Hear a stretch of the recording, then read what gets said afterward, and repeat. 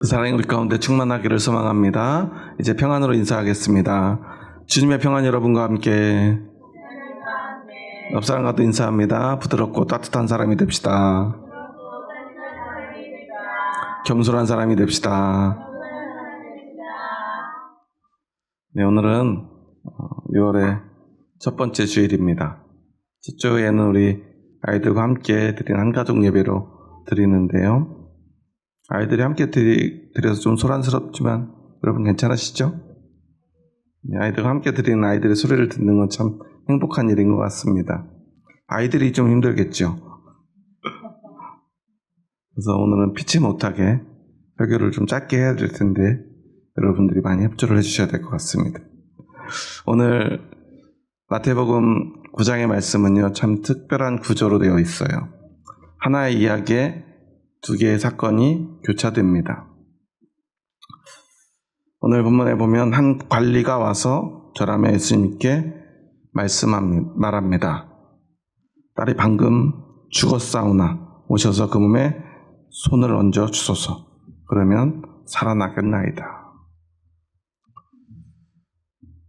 이 말을 듣고 예수님은 아무 말씀이 없으세요. 그죠? 일어나서 그 관리를 따라갑니다. 그 관리의 집까지 가는 길에 또 하나의 사건이 벌어집니다. 12해 동안이나 혈루증을 앓던 여자가 예수님의 옷을 만집니다. 그는 생각합니다. 예수님의 그 겉옷만 만져도 구원을 받겠다. 많은 사람들이 몰려서 그 관리의 딸의 그 죽음을 보러 가는 길이었어요. 그 많은 사람들 가운데 예수님의 옷을 만졌다라는 것은 사실 별 의미 없는 일입니다. 왜냐하면 이미 예수님 주변에 너무나 많은 사람들이 있었어요. 이리 부딪히고 저리 부딪히며 많은 사람들이 정신없이 가고 있었을 거예요. 왜냐하면 어린아이가 죽었기 때문입니다. 마가복음이나 누가복음에 보면요, 아이가 아직 죽지 않은 것으로 나오기도 해요. 그리고 가던 길에 죽음의 소식을 듣기도 합니다. 이미 죽었든 아직 죽지 않았든 지금 상황은 너무나 다급한 시간이에요. 그 촉박한 순간에 예수님은 길을 가다가 누가 내 옷을 만졌느냐고 묻습니다. 그리고 그녀에게 예수님은 이렇게 말합니다. 딸아, 안심하라. 내 믿음이 너를 구원하였다. 사실 오늘 마태복음은요, 마가복음이나 누가복음에 비해서 굉장히 짧고 간략하게 이 사건들을 기록하고 있어요. 우리가 왜 그런지 다는 알 수 없지만 그 소녀의 죽음도 오늘 이 혈루증 여인과의 대화도 아주 짧게 중요한 이야기만 기록합니다. 왜 그럴까를 생각해 봤어요. 그런데 오늘 본문의 구절을 보면서 아주 특이한 점이 있더라고요. 예수님은요, 원래 누군가를 고쳐주거나 어떤 특별한 이적을 행하실 때마다 하시는 말씀이 있어요. 무엇에 관한 말씀이죠? 믿음에 관한 말씀이에요. 그런데 이 믿음이란 말을 한 번도 하지 않는 사건이 바로 오늘 이 관리의 딸의 죽음과 관련된 사건입니다. 와서 절박하게 부탁하는 그 관원에게도 아무 말씀하지 않으시고요. 그저 일어나 따라가시고요. 그리고 그 장례식장에 도착을 하니까요, 그곳에는요, 피리 부는 사람들과 떠드는 무리들이 있었다고 기록하고 있습니다. 그들에게만 말을 해요. 뭐라고 말하죠? 24절 말씀 함께 읽습니다. 이르시되 물러가라, 이 소녀가 죽은 것이 아니라 잔다 하시니 그들이 비웃더라. 유대인들은요, 장례가 나면 이 피리 부는 자들 그리고 애곡하는 자들을 돈을 주고 고용을 한다고 그래요. 그러니까 이 피리는 신나는 피리가 아니겠죠. 아마 그 슬픈 피리를, 그 슬픔을 표현하는 피리를 부는 사람. 그리고 예전에는 우리가 집에서 장례를 치를 때 보면 그 가족들은 곡을 해요. 뭐라고 곡을 하죠? 예, 옛날 분들은 이걸 기억하세요. 요즘 친구들은 잘 모를 거예요. 옛날에는 이 상을 당하면요, 계속 그 집에는 아이고 소리가 나요. 그리고 요즘은 이 매장 문화가 많이 없어졌지만, 거의 없어졌죠. 요즘은 다 화장을 하는데, 상여를 메고 장지로 이렇게 가는 길에 앞장서는 사람은 노래를 부르고요, 뒤따르는 가족들은요 계속 곡을 합니다. 아이고 아이고 하고 말했죠. 어렸을 땐 그게 참 이상했어요. 어떤 분들은 진짜 슬퍼서 우는데요, 어떤 사람은요 눈물 한 방울 흘리지 않으면서도 뭐라 그래요? 아이고 아이고 그래요. 어렸을 땐 참 그 모습이 신기했던 것 같아요. 그런데 이스라엘은 또 그런 풍습이 있는 거예요. 계속해서 장래의 모든 시간 동안 우리가 아이고 아이고 하고 곡을 하듯이 그들도 곡하는 자들을 고용해서 한 사람이 계속 곡을 합니다. 한쪽에서는 계속 피리를 붑니다. 그리고 하객들은요, 예전에는 퍼나하는 자들이라고 했었는데 새롭게 번역하면서 떠드는 무리들이라고 말하죠. 예전 장례식장을 보면요, 집에서 장례를 치르면 3일장 치르는 내내 사람들이 시끌벅적해요. 음식도 먹고요, 술도 마시고요, 한쪽에서는 고스톱도 치면서 사람들이 밤을 새워가면서 계속 떠듭니다. 가족들은 장례를 치른 건지 식당을 개업한 건지 헷갈릴 정도로 계속 음식을 해다 날라야 돼요. 어렸을 때는 참 그게 너무 이상했어요. 지금 사람들이 슬플 텐데 슬픔을 느낄 시간을 안 줘요. 가족들은요 정신없이 바빠요. 손님 대접하느라고요. 사람들은요 그 장례식장 와서 먹고 마시면서 떠듭니다. 계속 떠들어요. 밤이 새도록 떠들어요. 겨울이 되면요 한쪽에다가 연탄을 쌓아놓고 불을 피워놓고 그 옆에서 먹고 마시면서 떠들어요. 마지막 상여가 나가고 매장을 할 때야 비로소 가족들은요 겨우 울을 수 있어요.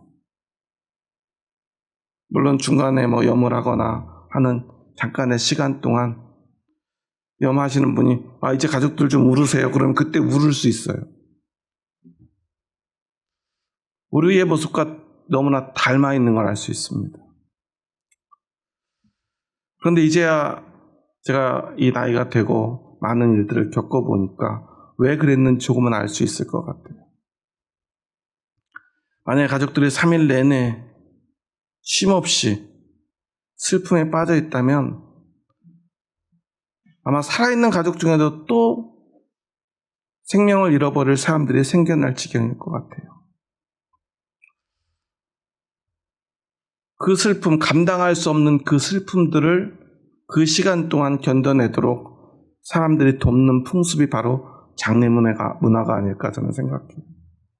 견딜 수 있도록. 너무나 슬프고 힘들기 때문에. 그런 그들에게 만약에 예수님이 이렇게 말씀해 보셨다고 생각해 보세요. 딸을 살려주고요, 혈루증 앓는 여인에게나 이후에 맹인들에게나 말씀하신 것처럼, 야, 내가 이제 너 딸 살려줬으니 이제 믿음을 가질 거지? 이제 믿어 라고 말씀하시면 어떨까요? 저는 한번 그런 상상을 해봤는데요, 그러면 너무나 예수님이 장사꾼처럼 느껴질 것 같아요. 그렇지 않습니까? 어쩌면 그래서 이 관리의 딸의 죽음, 이 사건 사이에 이 혈루증을 앓는 여인의 이 일이 함께 기록되었는지도 모르겠다는 생각을 해요. 왜냐하면 믿음에 관한 이야기는 헬롯 여인에게 말합니다. 따라 안심하라. 내 믿음이 너를 구원하였다. 하신 여자가 즉시 구원을 받습니다. 그런데 그 관리에게는 아무 말씀도 하지 않아요. 그저 그 예수님의 말은 떠드는 무리들에게 향합니다. 이 소녀는 죽은 게 아니야. 잔 거야. 사람들이 비웃죠. 그런데 사람들은 예수님은요, 그들을 다 내보내고 소녀의 손을 잡으시고 그를 일으키십니다. 그를 살려줍니다. 예수님에게는요, 죽은 소녀를 살리는 것이요, 엄마가 잠든 딸을 깨우는 것보다 더 쉽게 느껴져요. 여러분들 주말에 잠든 아이들 깨우는 거 어려우시잖아요. 저도 어렸을 때 그랬던 것 같아요. 주말에 잠 좀 자고 싶은데 저희 아버지는 얼마나 부지런하신지 새벽 3시 반쯤 되면 일어나셔가지고 벌써 저희들을 깨우시려고 그래요. 그러면 어머니가 좀 애들 피곤한데 놔두라고, 그래도 빨리 일어나서 밥 먹고 뭐 공부하고 해야지 하고 막 저희들을 깨우세요. 소리를 막 지르세요. 그러면 아버지 피곤해요 그러면서 또 다시 자고 또 자고 이불 속으로 파고들죠. 그런데 예수님은요, 그냥 잠든 아이를 깨운 엄마보다 더 쉽게 이 소녀를 일으키십니다. 저는 이 사건의 의미를 참 오랫동안 생각하고요, 이 사건을 보면서도 늘 그랬던 것 같아요. 이 말씀 속에 담긴 주님의 뜻은 무엇일까를 늘 생각했던 것 같아요. 그저 공부하듯이 말했죠. 목사니까요, 어쩌면 당연하죠. 그런데요, 마치 남의 일 같고 그저 이 사건이 주는 주님의 뜻은 무엇인가 공부하려고만 했던 제가 3년 전에 아내가 갑자기 쓰러졌다는 소식을 받고 병원으로 달려갑니다. 너무나 건강했던 사람이다 보니까 처음엔 믿어지지가 않았어요. 도대체 어떤 상황인지 모르니까 그저 막연히 달려갔는데 병원 응급실에 도착을 했는데요, 저는 그저 어디가 조금 아픈가 보다 생각하고 괜찮을 거야 하고 달려갔는데 그 현장의 상황은요, 돌이킬 수가 없는 상황이었어요. 의사 선생님들도 이미 다 포기하고요, 그저 이제 보호자의 동의서만 받을 준비를 하고 있더라고요. 생명을 연장하는 이 모든 것들을 빨리 포기하는 게 환자를 위해서는 더 낫다는 이야기, 해볼 수 있는 게 아무것도 없다는 이야기뿐이었어요. 저는 뭐 수술이라도 해달라, 뭐 가능성이 없어도 좋으니까 뭔가라도 좀 해달라고 아무리 매달려도요. 그래도 어떻게든 환자를 살리려고 하는 의사일 텐데 그 누구도, 어떤 사람도 일말의 가능성을 이야기하는 사람이 없었어요. 제가 절박하게 매달리는 그때 그 심장박동을 알리는 기계 음이 멈추더라고요. 그러니까 응급벨이 울리고 여러 명의 의료진이 달려와서 심폐소생술을 해요. 그런데 그 모습이 너무나 고통스럽게 느껴졌어요. 그때 저는 깨달았죠. 살릴 수가 없겠구나. 가까스로 한 5분여 만에 심장박동이 돌아왔지만 심폐소생술을 마친 의사가 저에게 와서 어떻게 하실 건지 묻더라고요. 아직 딸이 친구랑 여행 갔다가 돌아오지 않은 시간이었어요. 아무리 급하게 연락해도 엄마의 죽음을 볼 수 없겠구나 생각이 들었습니다. 그때요, 저는 이 사건이 떠올랐어요. 지금 예수님이 계신다면. 그래서 예수님이 살려주실 수만 있다면 정말 뭐라도 할 수 있겠다. 그런데 아무것도 할 수 있는 게 없어요. 나중에는요, 예수님이 원망스럽기까지 했어요. 지금 이곳에 예수님이 계시면, 그래서 아내의 손을 잡아 일으키시면 살 수 있을 텐데, 이 한 관리라고 기록된 이 야이로라고 하는 회당장, 그가 예수님께 절박하게 절하면서 내 딸이 방금 죽었사오나 오셔서 그 몸에 손을 얹어 주소서 하는 그 절박함. 사실 오늘 본문에 관리라고 번역되어 있는 이 말은 아르콘이라고 하는 단어인데요.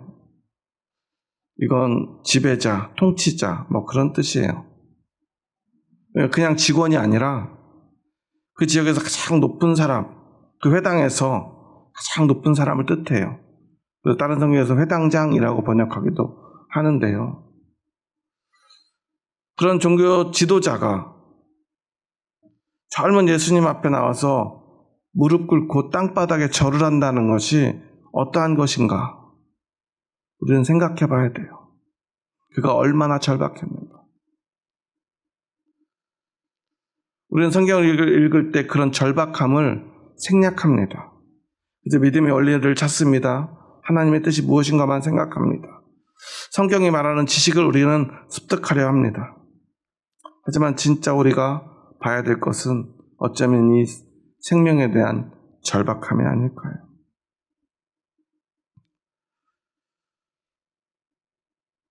저는 아내의 죽음 앞에서 비로소 이 순간에 이 생명에 대한 삶과 죽음의 기로에 선 사람들의 그 절박함을 알게 됩니다. 하지만 그곳에 예수님은 계시지 않죠. 그 절망감은 뭐라고 설명할 방법이 없어요.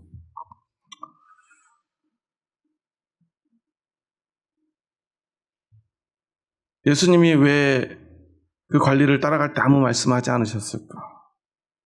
왜 그 소녀를 살리시고도 아무 말씀하지 않으셨을까? 예수님은 그 슬픔을, 그 절망을 아셨기 때문입니다. 어떤 말이 필요하겠습니까? 그 죽음 앞에서 말이죠. 제가 그 자리에서 결국 동의서를 쓰고 산소호흡기를 떼고 나오니까요. 그때 한 집사님이 저에게 급하게 오셔가지고 저에게 묻더라고요. 어떻게 됐냐고. 그래서 산소호흡기를 떼기로 했다고 그랬어요. 도저히 살릴 방법이 없다고. 그때 그 집사님이 저에게 그러더라고요. 화를 내요. 안 됩니다, 목사님. 포기하면 안 됩니다. 살아날 겁니다. 사모님 살아날 거예요. 살려야 됩니다. 교회를 위해서도 목사님을 위해서도. 제가 하고 싶은 말을 대신해 주시더라고요. 그런데 오죽하면 제가 산소호흡기를 떼겠다는 서류에 사인을 했겠습니까? 어쩔 수 없다는 것, 살릴 수 없음을 저는 알았죠. 여러분 몸에서 생명의 모든 기운이 빠져나가는 것 같은 느낌을 아십니까? 제가 그 사인을 하고 나올 때 제 마음이 그랬어요. 그때 주님은 제 곁에 계시지 않는 것 같았고 예수님이 저를 그리고 제 아내를 외면하고 유기하시는 것 같았어요. 버리신 것 같았어요. 모든 게 의미 없게 느껴졌고요. 믿음도 목회도 너무나 의미 없게 느껴졌어요. 그 죽음 앞에서 말이죠. 그때 간절히 기도했습니다. 딸이 올 때까지만이라도 하나님 잠시라도 이 생명을 조금만 연장시켜 주세요. 감사하게도 3일을 넘게 그 생명을 하나님께서 연명해 주셔서 저희 딸도, 그리고 멀리 호주에 사는 저희 아내 오빠도 아내의 모습을 볼 수 있었어요. 하지만 결국 그 생명은 다시 돌아오지 못하고 우리의 곁을 떠났습니다.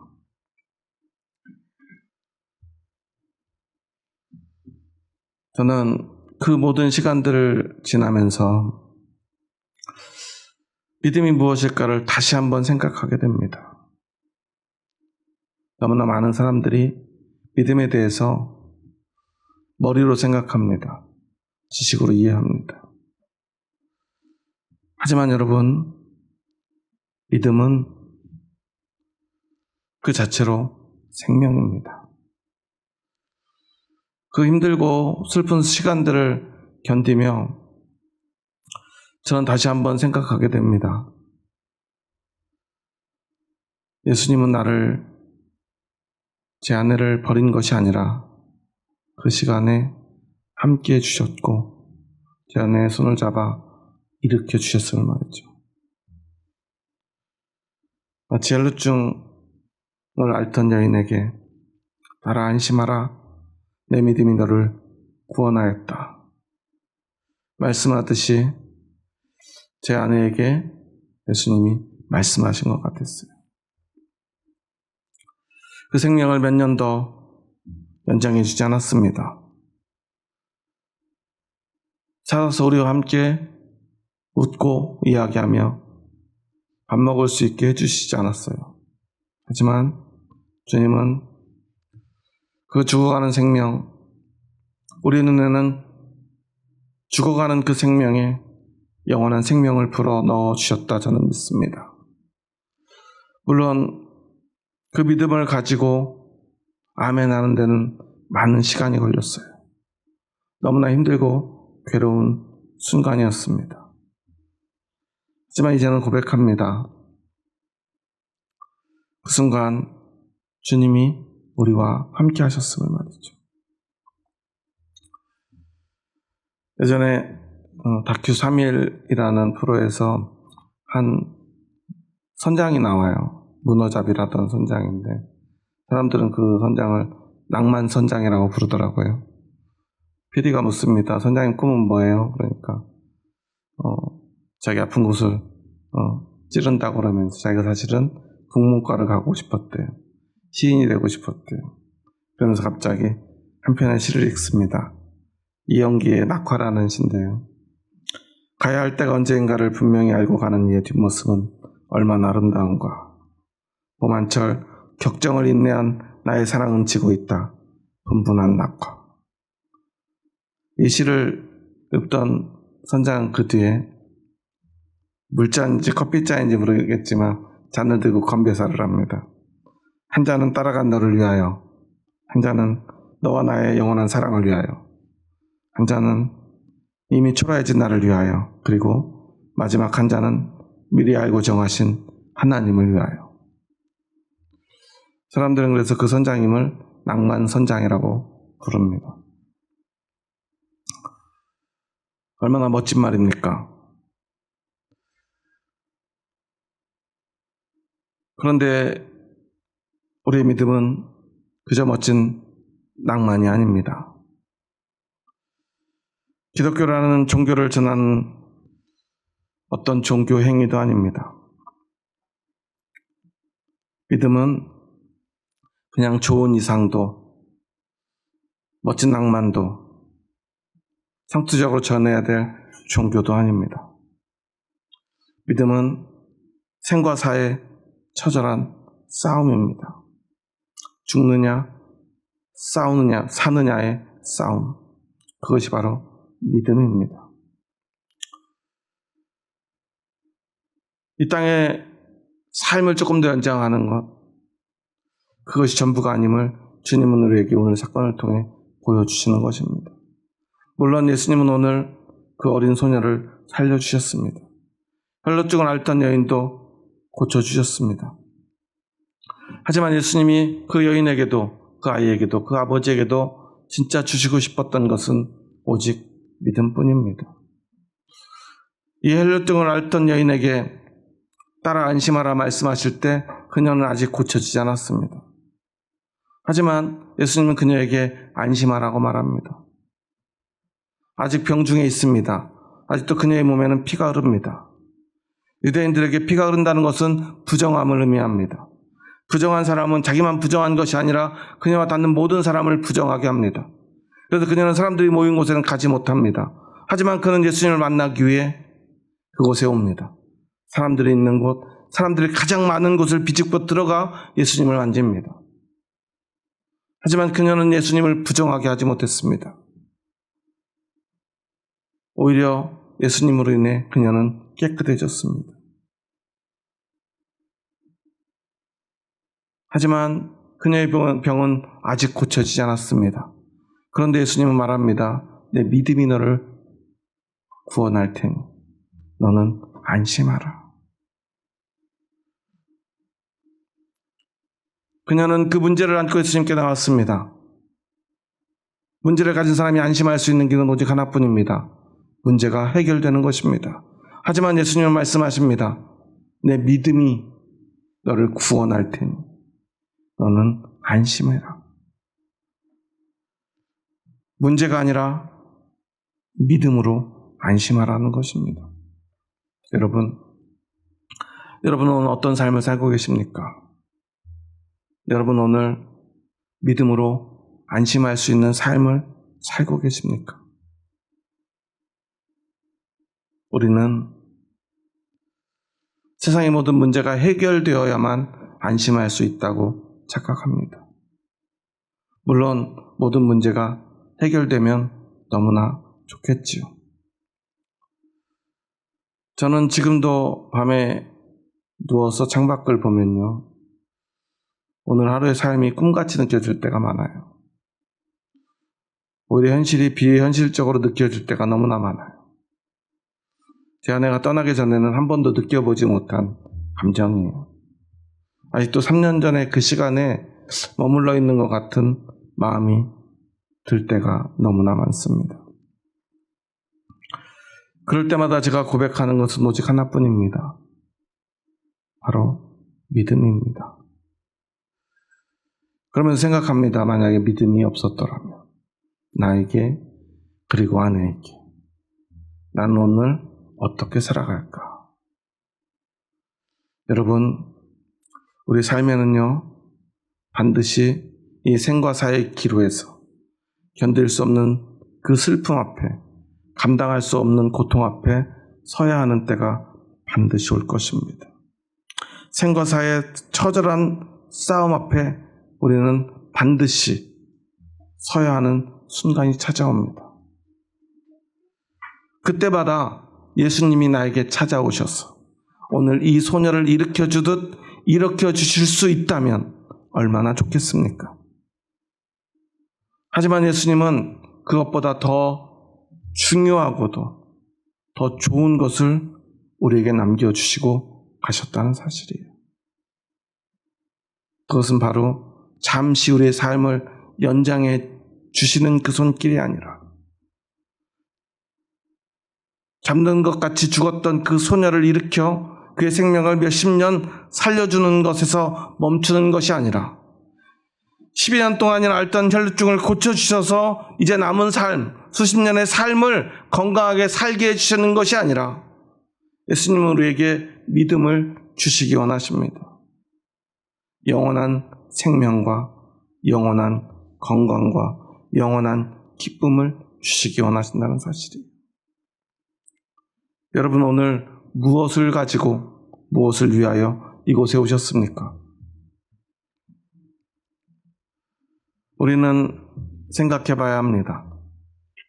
우리의 믿음이 그저 종교 생활은 아니었는지, 그저 어떤 좋은 이상을 위해서, 아름답고 멋진 삶을 위해서 그저 그 믿음을 붙들고 있지는 않았는지.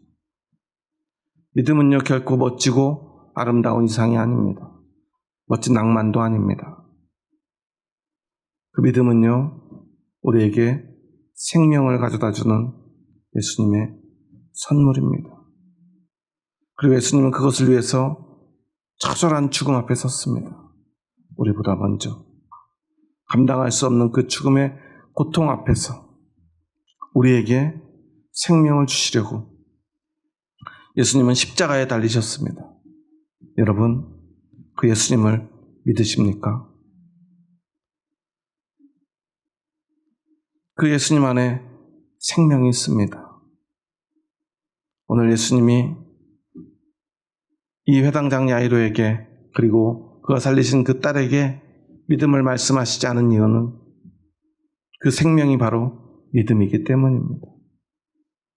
생명으로 그 믿음을 보여주셨습니다. 여러분의 생명을 위하여 예수 그리스도를 믿는 믿음 가운데로 나아가시기 바랍니다.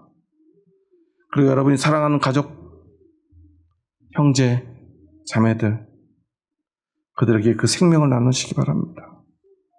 언젠가 내 곁에서 그들이 떠나야 할 때, 삶과 죽음의 그 싸움 앞에 서야 할 때, 그 믿음이 얼마나 큰 축복인가를 여러분은 깨닫게 될 것입니다.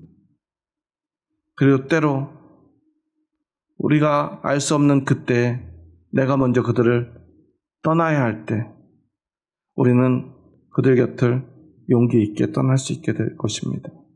믿음이 있다면 말입니다. 그리고 그들의 슬픔이 소망이 될 것입니다. 머리로 알던 믿음이, 그저 지식으로 알던 믿음이 그 삶과 죽음의 그 처절한 싸움 앞에서 저에게는 현실이 되었습니다. 오늘도 저는 그 싸움을 해나갑니다. 이제 한 달 정도 지나면 제 안에 3주기가 찾아옵니다. 아직도 3일 전 같은 그 순간 속에서 이 믿음이 얼마나 큰 능력이 있는가를 저는 온몸으로, 마음으로 경험할 수밖에 없었습니다. 우리 모두에게 그런 순간이 오지 않기를 저는 간절히 소망합니다. 하지만 우리는 피할 수 없습니다. 언젠가 만나야 합니다. 직면해야 합니다. 그때가 오기 전에 아직 우리에게는 기회가 있습니다. 저는 오늘 말씀을 준비하면서 딸아, 안심하라 하는 이 말씀이 어떤 의미인가를 다시 한번 깨닫습니다. 세상에는 안심할 수 있는 것이 그 무엇도 없습니다. 아무리 열심히 돈을 벌어도요, 아무리 열심히 운동을 하고요, 아무리 좋은 것을 먹어도 우리는 반드시 죽음 앞에 서야 합니다. 하지만 우리에게 믿음이 있다면 우리는 비로소 안심할 수 있습니다. 우리에게 영원한 생명의 소망이 있기 때문입니다. 여러분, 그 영원한 생명의 소망으로 안심할 수 있는 길, 그 길이 오늘 이곳에 있습니다. 여러분 예수님을 믿으십니까? 그 믿음이 여러분의 생명입니다. 그 생명을 함께 나누시기 바랍니다. 그리고 그 생명으로, 그 믿음으로 이제는 안심하며 살아가시기 바랍니다. 그럼 우리의 삶이 소망으로 바뀔 것입니다. 작은 문제들이 해결되지 않아도 그 문제가 우리를 사로잡아도 심지어 그 문제가 나와 나의 가족의 생명을 앗아가더라도 그때 우리는 이 혈루증을 앓던 여인처럼 외당장 야이로처럼 주님이 주신 그 믿음 안에서 안심하며 살아가게 될 것입니다. 이제 6월이 시작되었습니다. 이 무더운 여름 우리가 믿음 안에 살아간다면 그 어떤 어려움도 고통도 우리를 절망하게 하지 못할 것입니다. 슬픔에 빠져서 헤어나오지 못하는 인생이 되지 않을 것입니다. 유일한 생명의 소망이 그곳에 있음을 기억하는 저와 여러분 되기를 주님의 이름으로 축원합니다. 우리 마지막으로 인사하고 오늘 말씀을 마쳤으면 좋겠습니다. 옆 사람과 한번 이렇게 고백하면서 인사해 볼까요? 한번 보면서 함께 인사하겠습니다. 믿음은 우리의 생명입니다. 생명 있는 사람이 안심할 수 있습니다. 우리에게는 믿음이 있습니다. 여러분, 여러분 안에 믿음이 있음을 잊지 마시기 바랍니다. 그 믿음이 여러분에게 세상을 살아갈 가장 큰 힘이며 안식처임을 기억하시기 바랍니다. 한번 이렇게 고백하면서 한번 인사해 볼까요? 옆 사람과 한번 인사합니다. 돈으로 안심하지 맙시다. 건강으로 안심하지 맙시다. 성공으로 안심하지 맙시다. 오직 예수님으로 안심합시다. 네, 우리 함께 예수님 믿는 그 믿음으로 안심하며 살아갈 형제 자매들에게 사랑한다고 고백합니다. 주의 사랑으로 사랑합니다. 기도하시겠습니다. 하나님 감사합니다. 저희 부족하고 약한 자들 사랑하셔서 저희들을 주님의 뜻 가운데로 부르시니 감사합니다. 오늘 예수님은 12해 동안이나 혈루증을 앓던 여인에게 따라 안심하라 말씀하셨습니다. 왜냐하면 너의 믿음이 너를 구원할 것이기 때문이다. 오늘 그 말씀 우리에게도 들려주신 줄 믿습니다. 딸의 죽음 앞에 절망한 그 회당장 야이로는 예수님 앞에 무릎을 꿇고 엎드립니다. 예수님이 손만 얹어주신다면 살아날 것을 믿습니다. 죽음의 절망 앞에 선 모든 사람들이 가장 바라는 순간임을 고백합니다. 하지만 지금 예수님은 우리 곁에 계시지 않음을 우리는 압니다. 그래서 우리는 언제나 그 두려움 가운데, 그 절망 가운데 살아갈 수밖에 없습니다. 하지만 2000년 전 예수님이 우리에게 남겨주신 것, 그 믿음은 예수님이 그 딸의 손을 잡고 일으켜 주시는 것보다 더 큰 능력이며 더 큰 축복임을 믿습니다. 잠시의 우리 삶을, 우리의 건강을 연장시켜주는 그 순간보다 더 가슴 벅찬 영원한 생명의 소망이 오늘 우리에게 있음을 믿습니다. 그저 좋은 사람, 멋진 사람 되려고 믿는 것이 아님을 다시 한번 고백합니다. 이 믿음이 우리의 생명임을 고백합니다. 영원한 생명, 영원한 소망임을 믿습니다. 이제 오직 그 믿음으로 따라 안심하라 하시는 주님의 음성을 들으며 고백하며 살아가는 저희들 되게 하여 주시옵소서. 예수님의 이름으로 기도합니다. 아멘.